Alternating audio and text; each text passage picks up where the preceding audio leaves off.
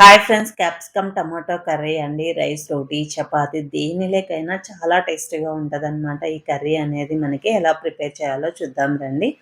First stove మీద బాండీ పెట్టి ఒక 2 టేబుల్ స్పూన్ల ఆయిల్ తీసుకోవాలనమాట. ఆయిల్ కొద్దిగా హీట్ అయిన తర్వాత హాఫ్ టీ స్పూన్ ఆవాలు, హాఫ్ టీ స్పూన్ జీలకర్ర వేసి ఒక ఎండుమిర్చిని 2 ముక్కలుగా కట్ చేసుకొని వేసుకోవాలనమాట. ఇలా ఫ్రై అయిన తర్వాత ఒక ఉల్లిపాయని చిన్న ముక్కలుగా కట్ చేసుకొని, ఉల్లిపాయలు మెత్తబడితే సరిపోతదనమాట. ఒక రెమ్మ కరివేపాకు, పావు టీ స్పూన్ పసుపు వేసి ఒకసారి మిక్స్ చేసుకోవాలి. ఇలా మిక్స్ చేసుకున్న తర్వాత క్యాప్సికము, టమాటోని యాడ్ చేసుకోవాలనమాట.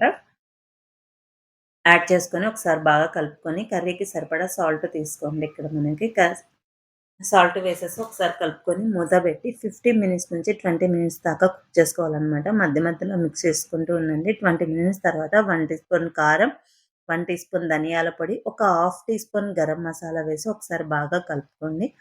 ఇలా కలుపుకున్న తర్వాత మనకి ఈ మసాలాలనేది మాడిపోకుండా ఒక 50 ఎంఎల్ వాటర్ యాడ్ చేయాలనమాట. చిన్న గ్లాస్‌తో ఒక హాఫ్ గ్లాస్ వాటర్ యాడ్ చేసి ఒకసారి మిక్స్ చేసుకొని 2-3 మినిట్స్‌లో ఈ వాటర్ అన్నీ అబ్జర్వ్ చేసుకుంటదనమాట. ఇలా ఆయిల్ రిలీజ్ అవుతదనమాట. ఫ్లేమ్‌ని ఆఫ్ చేసేయండి.